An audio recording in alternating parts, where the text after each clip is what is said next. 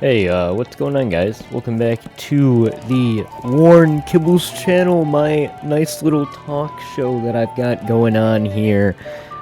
Just talking about stuff that I know, stuff that I think that I know, cause I'm young. I don't know anything about life, to be honest, but I've learned a few things, and hopefully later on those few things don't change, and I was right the entire time.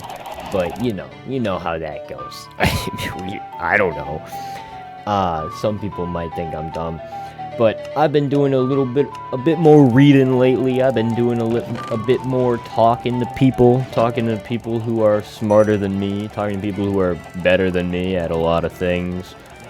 And people who, some of them seem to have much happier lives, as well as talking to people who don't have good lives, happy lives. They have good lives, but they're not happy in their life, in their day-to-day life.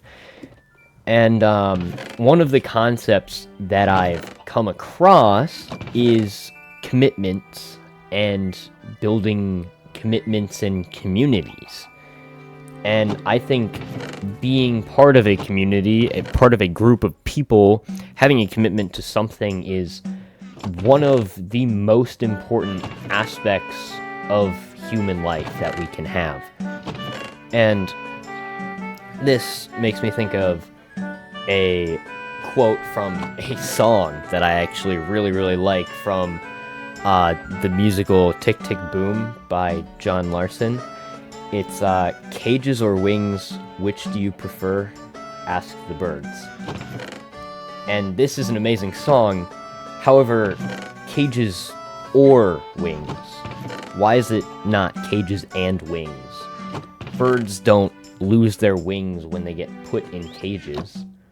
It's the same way that we don't lose ours when we have limitations. By limitations, I mean devotions, commitments, things that hold us back in one way, but in another way, they let us free. Relationships are limitations, they're cages. Being in a monogamous relationship means that you can't go out and go like other women, and you can't go do other certain things that your partner might not like. And in that way of thinking, your relationship is a cage. It's something that's stopping you, it's keeping you, holding you back. But it also, in relationships, you can find people that you love, you can find people that support you. Where some people see that relationship as a cage, something that holds you back, others see it as something or someone that has given both them and their heart wings to soar. Some limits are what we need to push ourselves to be better. And that brings me to a quote from a book that I've been reading, a really good, insightful book that a lot of it doesn't apply to me yet because of how young I am and how much I've really experienced in life, and I haven't experienced that much in life. But it's called The Second Mountain by David Brooks, and it goes to this idea where there are two sections in life. One where you're chasing all of this stuff, you're chasing your ambitions, you're chasing your goals, and then the second one where you find peace, you find happiness in the little things. You make commitments to an organization, a family, maybe a religion, some sort of faith. But in that book, this quote goes, "Real freedom is not the lack of chains, but it's finding the right ones." And I think that is ultimately true. I am a runner.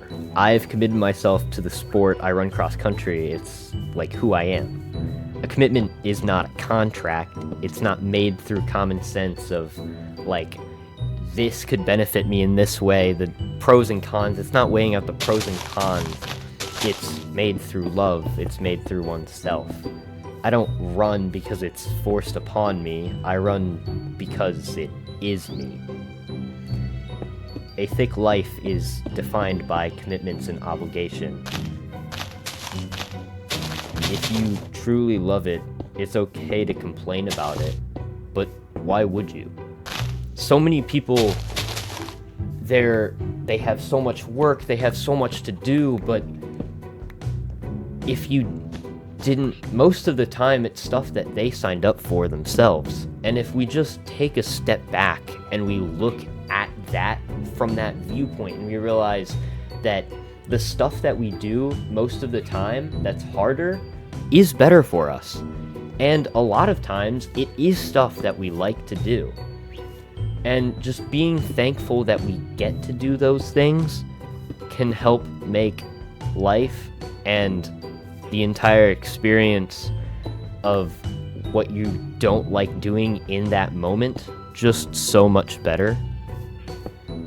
And